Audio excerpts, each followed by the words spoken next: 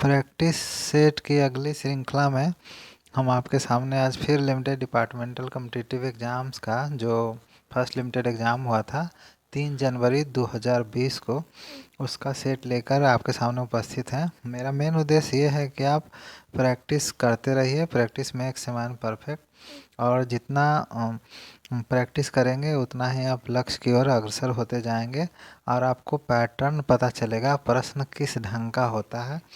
प्रश्न का ढंग अगर पता चल गया तो आप अपना स्ट्रेटजी उसके अकॉर्डिंगली आप चेंज कर सकते हैं।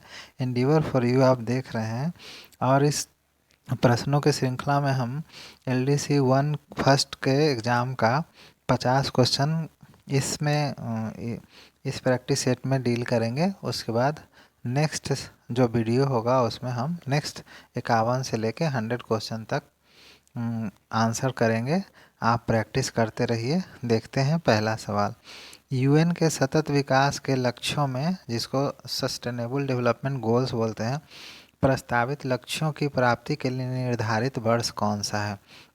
2019, 2022, 2025 और 2030। तो इसका सही आंसर है ऑप्शन नंबर डी, 2030। नेक्स्ट सवाल देखते हैं। विश्व जल दिवस किस दिन मनाया जाता है? देखिएगा, इसमें से कुछ कुछ ऐसे सवाल हैं जो आपको ऐसा प्रतीत होगा कि सवाल रिपीट हो रहे हैं। एनीवे, सवाल तो सवाल होता है, you have to solve it. तो नेक्स्ट सवाल देखते हैं। विश्व जल दिवस कब मनाया जाता है? 4 मार्च, 16 मार्च, 22 मार्च और 27 मार्च। तो इसका सही आंसर है 22 मार्च। नेक्स्ट सवाल देखते हैं। लैटिन अमेरिका का कौन सा देश सर्वप्रथम नाटो का सदस्य बना? Latin America, Paraguay, Uruguay, Colombia, Brazil. इसका सही आंसर है Colombia, option number C. Next सवाल देखते हैं, चौथा। पन्ना टाइगर रिजर्व, देखिए नाम ही काफ़ी है। पन्ना में हीरा का माइंस भी है मध्य प्रदेश में, तो पन्ना टाइगर रिजर्व भी उसी नाम पे है। तो उसका सही आंसर है option number D, Madhya Pradesh. Next देखते हैं प्रश्न संख्या 5। संयुक्त राष्ट्र संघ की वर्ल्ड हैप्पीनेस रिपोर्ट मार्च 2019 के अनुसार भारत का क्या स्थान था? World happiness report. तो ए है 125, बी है 130, सी है 135 और डी है 140। तो इसका सही आंसर है option number D, 140 world happiness report में। प्रश्न संख्या 6 देखते हैं। किस राज्य ने एक परिवार एक नौकरी स्कीम प्रारंभ की है? देखिए, ये तो सवाल रिपीट हो रहा है, लेकिन आप याद रखिएगा, रिपीट होने के बाद भी बहुत सारे सवाल छूट जाते हैं। तो सवाल आपसे ना छूटे, सेट तो सेट होता है, तो सेट को पूरा करने के लिए ये देखिए, ए है सिक्किम, बी है झारखंड, सी है तेलंगाना, डी है केरला। तो इसका सही आंसर है ऑप्शन नंबर ए, सिक्किम। नेक्स्ट देखते हैं, हॉपमैन कप किस खेल से संबंधित है? ए है लॉन टेनिस, बी है फुटबॉल, सी है निशानेबाजी और डी है क्रिकेट। तो बताइए, Hopman Cup, lawn tennis, option number A सही है। नेक्स्ट सवाल है, राष्ट्रीय मतदाता दिवस किस दिन मनाया जाता है? ए है 25 जनवरी, बी है 10 फरवरी, सी है 16 मार्च, डी है 20 अप्रैल। देखिए, अभी बिहार में चुनाव हुआ है तो बहुत लोग को मतदाता दिवस भी ध्यान में होगा। ठीक है, तो इसका सही आंसर है 25 जनवरी, ऑप्शन नंबर 1। नेक्स्ट सवाल, प्रश्न संख्या 9 देखते हैं। संप्रति 2019 भारत एवं किस देश के मध्य एक संयुक्त सैन्य प्रशिक्षण अभियान है? तो आप ऑप्शन नंबर ए है नेपाल, बी है बांग्लादेश, सी है श्रीलंका और डी है भूटान। तो इसका सही आंसर है option number B, Bangladesh. Next सवाल देखते हैं। प्रश्न संख्या 10। चावल ज्ञान कोश की शुरुआत की गई है? चावल ज्ञान कोश rice knowledge bank, Jharkhand, Uttarakhand, Assam और पश्चिम बंगाल। सही आंसर है option number C, Assam. Next सवाल देखते हैं। 11। बहुबुद्धिमत्ता के सिद्धांत का पितामह किसे कहा जाता है? Father of theory of multiple intelligence. A option है जेम्स एलिसन, बी है हार्वर्ड गार्डनर, सी है आर्थर एस्किन, डी है फ्रांसिस अर्नाल्ड। तो इसका सही आंसर है option number B, Harvard Gardner. Next सवाल देखते हैं।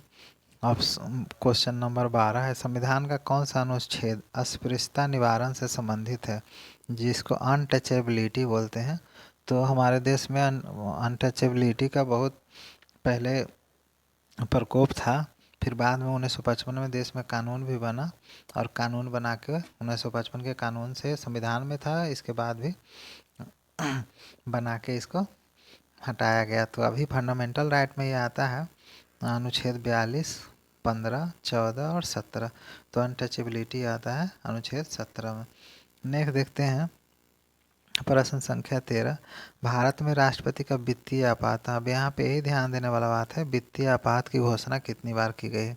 एक बार, दो बार, तीन बार, कभी नहीं। इसका सही आंसर होगा कभी नहीं, क्योंकि वित्तीय आपात की घोषणा आज तक इंडिया में हुई नहीं। ये देश के लिए एक अच्छी खबर है। निम्न में से कौन अपना ऑफिस राष्ट्रपति इच्छा पर्यंत संभालता है? मतलब during the pleasure of president, president जब चाहे तब उसे हटा बना सकते। तो ऑप्शन ए है गवर्नर, बी है चुनाव आयुक्त, सी है लोकसभा स्पीकर और 14 डी में है प्रधानमंत्री। तो इसका सही ऑप्शन है ऑप्शन नंबर ए गवर्नर। चुनाव आयुक्त के लिए तो आपको पता होगा कि इसके रिमूवल के लिए इम्पीचमेंट जैसा ही पूरा प्रोसेस अपनाया जाता है। लोकसभा स्पीकर को राष्ट्रपति से कोई मतलब है नहीं रिमूवल के हिसाब से, क्योंकि इसे चुनते हैं मेंबर्स ऑफ द लोकसभा, तो हटाएंगे भी मेंबर्स ऑफ लोकसभा, राष्ट्रपति का रोल इसमें नहीं है। और प्रधानमंत्री इनके प्लेजर से नहीं, जैसे ही इनके पास बहुमत है तो ये सरकार बना ही लेते हैं। फिर नेक्स्ट सवाल देखते हैं प्रश्न संख्या 15, लोकसभा एवं राज्यसभा में राष्ट्रपति द्वारा मनोनीत कुल सदस्यों की संख्या कितनी है? तो आपको पता होगा, ए ऑप्शन है 16, बी है 18, सी में है 14 और डी में है 12। तो इसका सही आंसर होगा सी। जैसे देखिए, लोकसभा में पता है कि जो मनोनीत सदस्य होते हैं वो 2 होते हैं राष्ट्रपति के द्वारा, और राज्यसभा में विज्ञान कला साहित्य से 12 लोग रहते हैं। तो ये 12 और 2 मिलके हो गए 14। तो ऑप्शन नंबर सी इसका सही आंसर हुआ। नेक्स्ट देखते हैं प्रधानमंत्री निम्न में से क्या है? प्रधानमंत्री 16, राज्य का मुखिया, सरकार का मुखिया, राज्य का मुखिया एवं सरकार का मुखिया, इनमें से कोई नहीं। तो आप इसको एलिमिनेट करके भी बना सकते हैं कि राज्य का मुखिया तो होता नहीं, ये तो मुख्यमंत्री है, इसमें राज्य का मुखिया फिर यहाँ रिपीट है, और डी है इसमें से कोई नहीं। तो देखिए प्रधानमंत्री कौन होता है? हेड ऑफ द गवर्नमेंट, सरकार का मुखिया। नेक्स्ट प्रश्न संख्या 17 देखते हैं, भारत के राष्ट्रपति को उनके पद से निम्न में से किसके द्वारा हटाया जा सकता है? कौन हटाएगा? संसद, भारत के मुख्य न्यायाधीश, प्रधानमंत्री, लोकसभा। तो ये आसान सवाल ही है, इसको संसद ही हटा सकते हैं, महाभियोग जिसको इम्पीचमेंट बोलते हैं। मुख्य न्यायाधीश तो शपथ दिलाएं, उसके बाद इनका रोल ख़त्म। प्रधानमंत्री ये तो इनका रोल नहीं है, रिमूवल जब शुरू होगा। लोकसभा एक सदन है, एक सदन अगर इनिशिएट करता है इम्पीचमेंट तो दूसरा सदन उसको वेरीफाई करेगा। ठीक है, तो अब नेक्स्ट सवाल देखते हैं प्रश्न संख्या 18, सरकारी आयोग निम्न में से किसके साथ संबंधित है? सरकारी आयोग पता होगा, ये केंद्र राज्य संबंध से संबंधित है, इसलिए ऑप्शन नंबर सी इसका सही आंसर हुआ। नेक्स्ट सवाल देखते हैं प्रश्न संख्या 19, भारत के उपराष्ट्रपति के निर्वाचन हेतु निर्वाचक मंडल में सम्मिलित होते हैं। उपराष्ट्रपति के निर्वाचन हेतु निर्वाचक मंडल में सम्मिलित होते हैं संसद के दोनों सदनों के सदस्य, संसद के दोनों सदनों के चयनित सदस्य, संसद के दोनों सदनों एवं राज्य विधान पालिकाओं के चयनित सदस्य, संसद के दोनों सदनों एवं राज्य विधानसभाओं के चयनित सदस्य। तो प्रश्न संख्या 19 का सही आंसर क्या होगा? ऑप्शन नंबर ए, संसद के दोनों सदनों के सदस्य उपराष्ट्रपति को चुनते हैं। नेक्स्ट सवाल देखते हैं प्रश्न संख्या 20, किसी राज्य सरकार का कानून डिज्योर मुखिया निम्न में से कौन होता है? डिज्योर हेड, तो उस राज्य का मुख्यमंत्री, उस राज्य का विधि मंत्री, कानून मंत्री, उस राज्य का गृह मंत्री, उस राज्य का गवर्नर।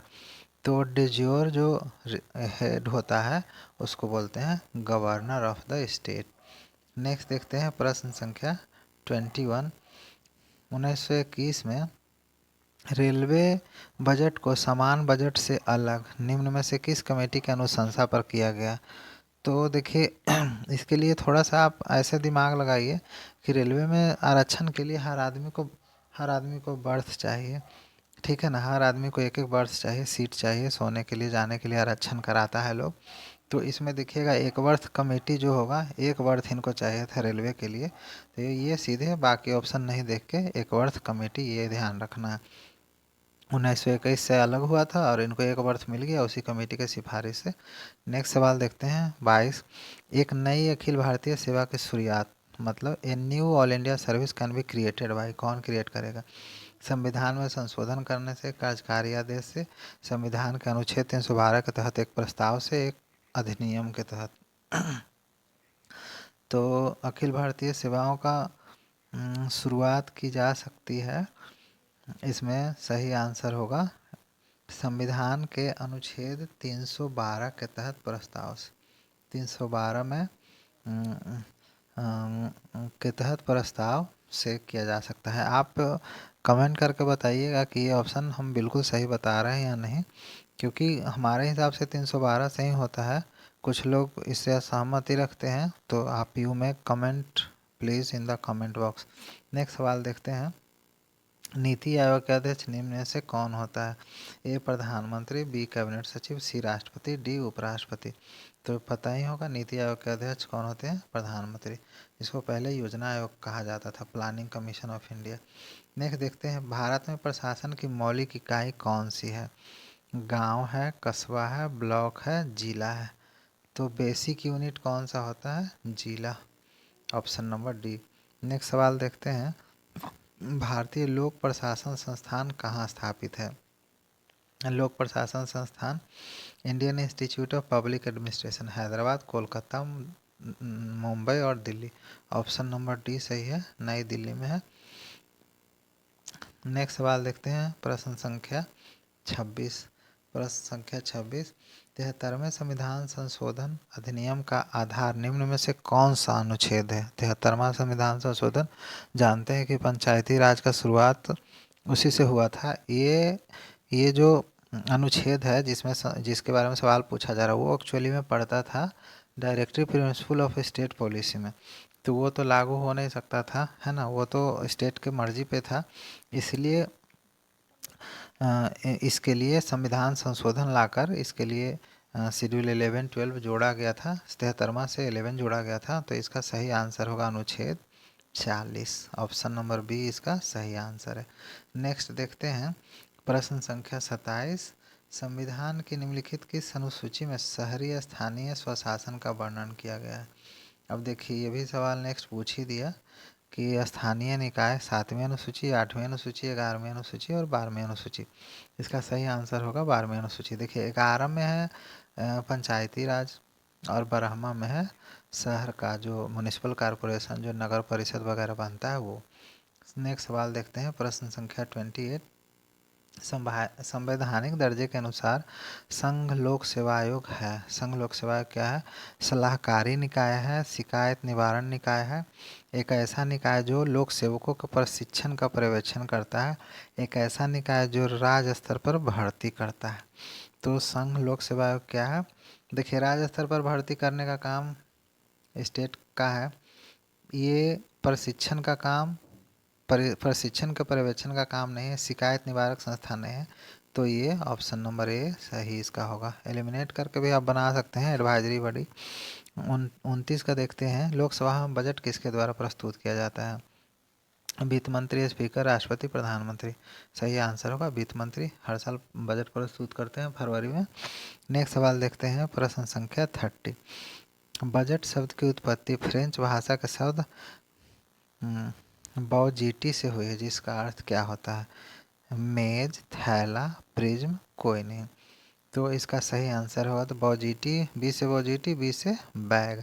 एक्चुअली में बजट शब्द का हम जो हमारे संविधान में जो प्रोविज़न है वो बजट नाम से नहीं है, ये जो 112 में लिखा गया है एनुअल फाइनेंशियल स्टेटमेंट, हाँ वार्षिक वित्तीय विवरण करके है, उसी को बजट कहते हैं। नेक्स्ट सवाल देखते हैं, प्रश्न संख्या 31, प्रथम मोदी सरकार में भारत का गृह मंत्री कौन था? मोदी सरकार में Rajnath Singh, Sushma Swaraj, Suresh Prabhu, Prakash Javadekar. Option number A Rajnath Singh, जो अभी हमारे देश के रक्षा मंत्री हैं। नेक्स्ट सवाल देखते हैं, इनमें से कौन सी नीति आयोग की विशेष विंग नहीं है। देखिए नीति आयोग का विशेष विंग नहीं है, तो नीति आयोग में पहले अगर जानकारी होगा कि कौन कौन सा विंग होता है तब पकड़ ले सकते हैं। तो अनुसंधान विंग होता है, परामर्श विंग होता है, टीम इंडिया विंग पता है, टीम इंडिया विंग भी बना है। तो नीति विंग ये ऑप्शन नंबर डी नहीं है, तो ये इसका सही आंसर है। नेक्स्ट देखते हैं प्रश्न संख्या 33, मानवाधिकार सुरक्षा अधिनियम, human protection of human rights act है 1993 का। इसमें संशोधन किस वर्ष हुआ। तो 2005, 2006, 2007, 2008। तो इसका सही आंसर होगा 2006। नेक्स्ट सवाल देखते हैं, केंद्रीय सूचना आयोग किसके तहत आता है। सेंट्रल इंफॉर्मेशन कमीशन, गृह मंत्रालय, सामाजिक न्याय मंत्रालय, कार्मिक मंत्रालय और वित्त मंत्रालय। तो जो CIC है हमारे देश का केंद्रीय सूचना आयोग, ये आता है ऑप्शन नंबर सी, कार्मिक मंत्रालय के अधीन। नेक्स्ट सवाल देखते हैं, केंद्रीय सतर्कता आयोग की स्थापना का सुझाव किसने दिया था। संथानम समिति, GV राव समिति, कोठारी समिति, सतीश चंद्र समिति।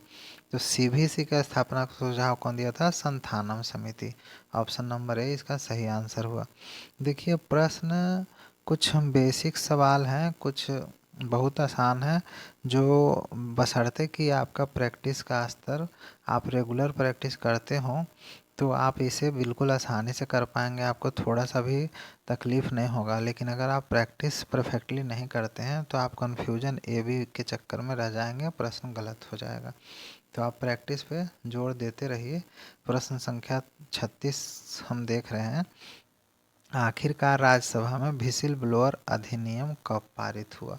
अब देखिए व्हिसिल ब्लोअर एक्ट क्या होता है, बेसिक रूप से आप ऐसे समझ लीजिए कि किसी गलत काम अगर कोई ऑफिस में या कहीं और होता है तो उसके खिलाफ जो आवाज़ उठाता है उसको प्रोटेक्शन देने से संबंधित है। ए ऑप्शन है 2012, बी है 13, सी है 14 और डी है 2015। तो इसका सही आंसर है ऑप्शन नंबर सी, 2014। नेक्स्ट देखते हैं प्रश्न संख्या 37, निम्नलिखित में से किस राज्य ने मुख्यमंत्री को लोकायुक्त के अधिकार क्षेत्र में शामिल किया था, नहीं किया था शामिल, वो राज्य का नाम बताना है। हिमाचल प्रदेश, मध्य प्रदेश, गुजरात और राजस्थान। तो सही आंसर कौन है इसका, Rajasthan, option number D. Next सवाल देखते हैं प्रश्न संख्या 38, किस संविधान संशोधन अधिनियम के तहत सहकारी समितियों को संवैधानिक स्थिति एवं सुरक्षा प्रदान की गई है। ए है 95वां, बी है 96वां, सी है 97 और डी 98 संशोधन। तो सहकारी समिति है, ये ध्यान रखना है, कोऑपरेटिव सोसाइटीज़। तो 38 का सही आंसर होगा option number C, 97th constitutional amendment. प्रश्न संख्या 39, आधिकारिक भाषा आयोग किसकी अध्यक्षता में स्थापित किया गया था। BG खेर, PC होता, KM मुंशी, SK धर। तो पता होगा कि 1956 में जब भाषा के आधार पर राज्यों का गठन हो रहा था, आंध्र प्रदेश वगैरह का, तो उसमें BG खरे महोदय का अध्यक्षता में एक भाषा आयोग बना था। नेक्स्ट सवाल देखते हैं प्रश्न संख्या 40, किस अनुच्छेद के तहत संसद सार्वजनिक सेवाओं की भर्ती को नियंत्रित कर सकती है। सार्वजनिक सेवा के भर्ती को नियंत्रित कर सकती है। अनुच्छेद 309, 310, 311, 312। तो जहाँ पे पब्लिक सर्वेंट का होता है बात, तो वहाँ पे संविधान में अनुच्छेद हम लोग सीधे 309 के बारे में बात करते हैं। तो इसका सही आंसर हो गया ऑप्शन नंबर ए। प्रश्न संख्या 41 है आपके सामने, आप ध्यान दीजिए, प्रश्न पढ़िए और उत्तर देने का कोशिश करिए। कौन सा अनुच्छेद विधायिका को चुनाव विवादों को निपटाने के लिए प्राधिकरण को स्थापित करने की शक्ति प्रदान करता है। 324, 323 बी, 325 और 326। तो 41 का सही आंसर है 323 बी। नेक्स्ट सवाल देखते हैं प्रश्न संख्या 42, संविधान के कार्य की समीक्षा के लिए राष्ट्रीय आयोग की स्थापना कब हुई थी। कि संविधान का जो national commission to review the working of constitution बना था, तो ए ऑप्शन है 1999, बी है 2000, सी है 2001 और डी है 2002। तो 42 का सही आंसर है ऑप्शन नंबर बी, 2000 में हुआ था। नेक्स्ट सवाल देखते हैं, प्रश्न संख्या 43। जीएसटी संवैधानिक संशोधन विधेयक को राष्ट्रपति की सहमति कब प्राप्त हुई? जीएसटी का। अब देखिए ये डेट थोड़ा सा कठिन होता है डेट वाले सवाल का। आपको तो ये पता होगा कि 16 में जीएसटी वाला सहमति प्राप्त हुआ। तो 8 अगस्त 16, 28 अगस्त 16, 5 सितंबर 16 और 8 सितंबर 16। तो 43 का सही आंसर है ऑप्शन नंबर डी, 8 सितंबर 2016। नेक्स्ट सवाल देखते हैं, प्रश्न संख्या 44। राष्ट्रीय अल्पसंख्यक आयोग के वर्तमान अध्यक्ष कौन है? राष्ट्रीय अल्पसंख्यक, जिसको नेशनल कमीशन फॉर माइनॉरिटीज़ बोलते हैं। ए है तरलोचन सिंह, बी है बजावत हबीबुल्ला, सी है नसीम अहमद और डी है मोहम्मद हामिद अंसारी। तो इसका सही आंसर है ऑप्शन के हिसाब से नसीम अहमद। नेक्स्ट सवाल देखते हैं, प्रश्न संख्या 45। सीएजी की टिप्पणी पर कार्रवाई करने की अंतिम जिम्मेदारी किसकी है? जो सीएजी का टिप्पणी होता है, ए है लोकसभा, बी है राज्यसभा, सी है संसद और डी है भारत के राष्ट्रपति। तो कार्यवाही का सोल जिम्मेदारी ऐसे समझ लीजिए हमारा संसद सोवरन। 46 देखते हैं सवाल। जिला कलेक्टर के कार्यालय को किसने स्थापित किया? District collector. Lord Curzon, Lord Ripon, Lord Warren Hastings, Lord Cornwallis. तो जिला कलेक्टर का कार्यालय को कौन स्थापित किया? Option number C, Warren Hastings. Next देखते हैं, प्रश्न संख्या 47।